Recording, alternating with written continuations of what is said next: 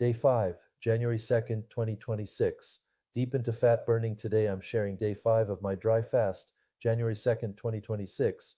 By now, I was deep into the fat burning zone, and the results were becoming undeniable. The numbers: weight 210.3 pounds, down 9.7 pounds from my starting weight of 220. Waist 42.5 inches, down 3 full inches from the starting 45.5. Energy 8 out of 10, still strong. Mood 10 out of 10, perfect. 3 inches off my waist in 5 days. That's the number that excited me most. Let me tell you about this day. I felt good, really good. I slept most of the day, not from exhaustion, but from deep rest. And when I woke up, I felt fresh and alert. I went for a walk, walked a full mile, on day 5 of no food and no water. Here's what I wrote in my journal. Feeling good today, slept most of the day and feel fresh and alert. Went for a walk, walked a mile. The human body is remarkable. We're told we can't survive without constant food intake. We're told we need to eat every few hours to maintain energy. But here I was, 120 hours into a dry fast, walking a mile and feeling fresh. Now, there was one challenge on day 5 that I need to be honest about. My wife, Nimi, was cooking food, and the smell was driving me absolutely nuts. This is the reality of fasting while living with someone who isn't fasting. They still need to eat, they still cook, and you have to deal with the sensory assault of delicious food aromas while you're abstaining. It got worse.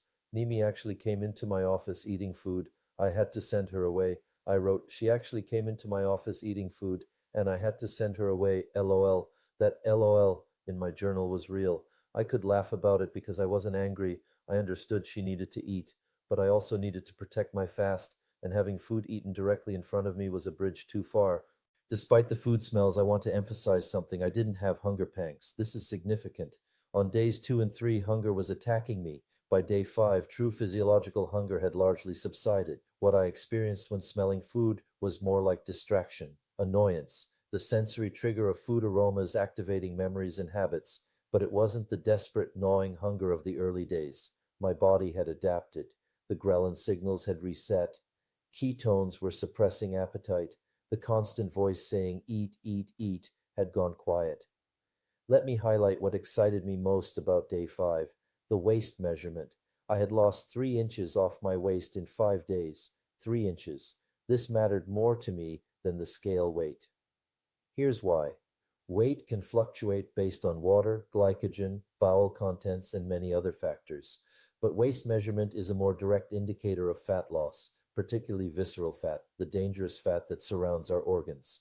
When your waist shrinks, it means you're losing the fat that matters most for health, the fat that contributes to insulin resistance, the fat that increases cardiovascular risk, the fat that drives inflammation.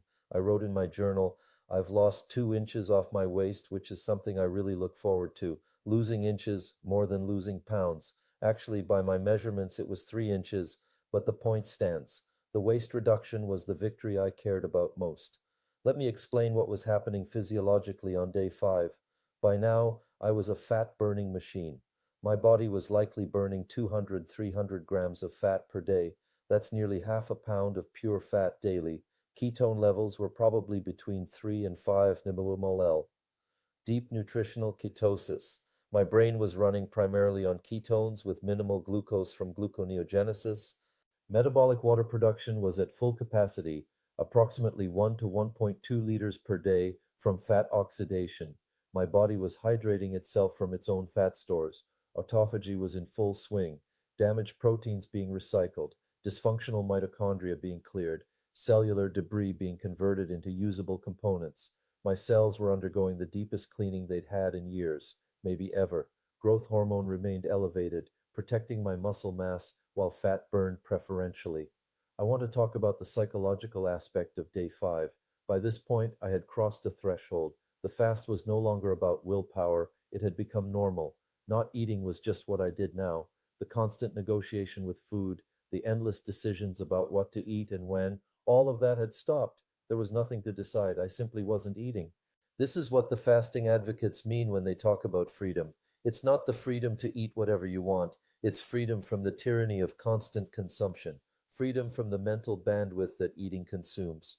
I spent day 5 feeling good, resting well, and not thinking about food except when it was literally cooked in front of me. That's freedom. Let me put the numbers in context. After 5 days, weight lost 9.7 pounds, 4.4% of starting body weight, waist lost 3 inches, 6.6% of starting waist measurement, progress toward weight goal 13.9% of the 70 pounds I want to lose, progress toward waist goal 22.2% of the 13.5 inches I want to lose. The waist was actually ahead of the weight in terms of percentage progress. This suggested I was losing visceral fat preferentially, exactly what you want for health improvement. My BMI had dropped from 29.8 to approximately 28.5, still overweight, but moving steadily toward the healthy range. Here's something I want you to understand about day 5. I was past the halfway point of my original 10-day plan, 5 days down, 5 to go. But here's the thing, those first 5 days were the hard ones. Days 1 to 3 were the transition, days 4 to 5 were stabilization. The remaining days would be about maintenance and maximizing benefits. Physically, the hardest work was done. My body had adapted. Now it was just about staying the course. Psychologically, the challenge shifted. It was no longer about surviving discomfort. It was about maintaining commitment when you feel good enough that you could easily justify stopping. I've already lost almost 10 pounds. I've lost 3 inches. Maybe I should stop here. That voice appeared, but I pushed through it. The goal was 10 days. I would complete 10 days. Day 5 summary. Date January 2nd, 2026. Day of fast 5. Weight 210.3 pounds, down 9.7 kilos from start. Waist 42.5 inches, down 3 inches from start. Energy level 8 out of 10. Mood 10 out of 10. Symptoms no hunger, distracted by food smells but not overwhelmed. Key observations: slept most of the day, woke feeling fresh and alert, walked a mile with good energy.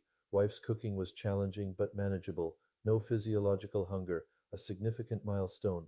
Cumulative progress: total weight lost 9.7 pounds, total waist reduction 3 inches, percentage of weight goal achieved 13.9%, percentage of waist goal achieved 22.2%, average daily weight loss 1.94 pounds. Day 5 was confirmation that this was working, not just the numbers, though those were compelling, but the subjective experience, the energy, the mood, the absence of hunger, the mental clarity. Everything the fasting researchers described was proving true in my own body. Extended dry fasting wasn't just survivable, it was in many ways optimal. Day 6 would continue the journey. The fat burning would continue, the waist would continue shrinking, and I would continue documenting everything. Thank you for watching. Total time fasted as of end of day 5, approximately 120 hours. Total weight change, down 9.7 pounds, 220.0 to 210.3. Total waist change, down 3 inches, 45.5 to 42.5. Key milestone, past halfway point. Hunger eliminated. Deep ketosis confirmed. Overall assessment, thriving. The protocol is working exactly as designed. Next video, day 6, January 3rd, 2026. Peak performance, the productivity explosion.